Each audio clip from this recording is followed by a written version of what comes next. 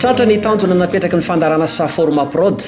fandaranasan'ny fanjakana amin'ny alalan'ny ministeran'ny fambolena sy ny fiompiana ary novatsin'ny fida na nitahirim-bola iraisam-pirenena ho amin'ny fampandrosoana ny fambolena vola nisongadina izany teo amin'ny fanatsarana ny tapamokarana eny ambanivohitra sy ny fidiram-bola ny isa-tokantrano mahatratra 470 sy 5,000 sy ray hetsy ireo tanora nisitraka fiofanana ara-pamokarana tany amin'ireo faritra misa 410 ny asana raha ray hetsy no kendrena 5,750 sy 7 alina kosa no nisitraka ireo kita ho fampiarana ny fiofanana azo manodidina ny 703 alina ireo nahazo tohana anomboana ny asa fandrarana atao ary 702 alina ireo tanora efa tafiditra ao anatin'ny fandrarana ara-bola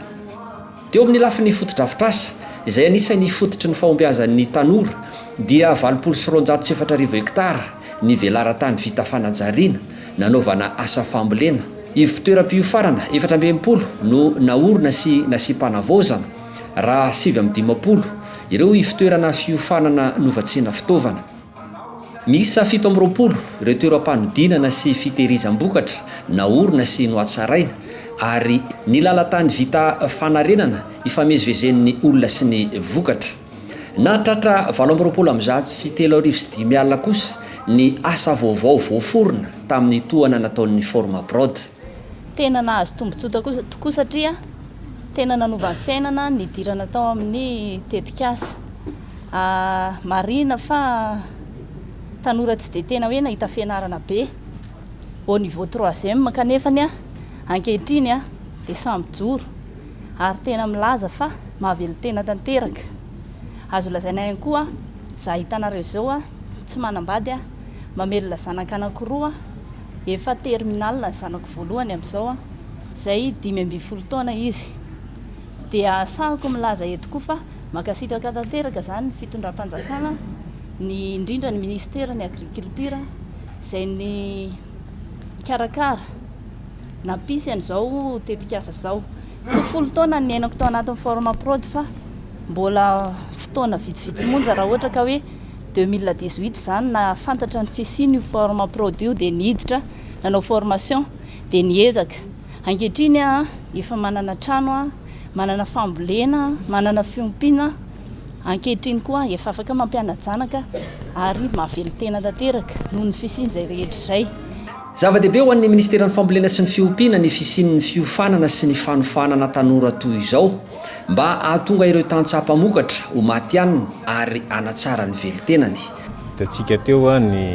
ireo tanora njoro vavolombelona zany izay ataontsika hoe nisitraka ny tombontsoa azo angeta amin'ity fandarana asa formaprod ity ny vina ministera moa dia fantareo tsara fa tsy miova fa ahoana ny ahafahana manatsara ny fidiram-bola ireo tantsapamokatra indrindra ireo velitenany zany ka raha hiditra amin'ny sehatry ny mamaty anitsika dia zava-dehibe loatra ny fiofanana sy ny fanofanana ka atao anatin'ity fandarana azy ity dia teo zany ny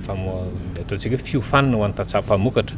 fa hitantsika tamin'ny famelabelarana teo ihany koa fa nisy zany nataontsoroka izay nataon'ny ministera fameloma maso an'ireo ataontsika centre de formation na établissement de formation reny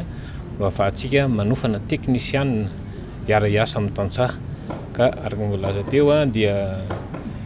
mahavelom-bolo ny vokatra tao aorianany izao fifarana ny tetikasa zao ary faritra 410 be zao no voakasiky ny tetikasa nandritry ny 10 taona ary eritreretina hoe mbola tokony hitaritsika zany atsoatsy ka tsy vitany hoe nanao izay fiofanana izay tsika fa natsaraina ihany koa ny tontolo manodidina ny famokarana tamin'ny alalan'ny fametrahana ireo fotodrafitrasa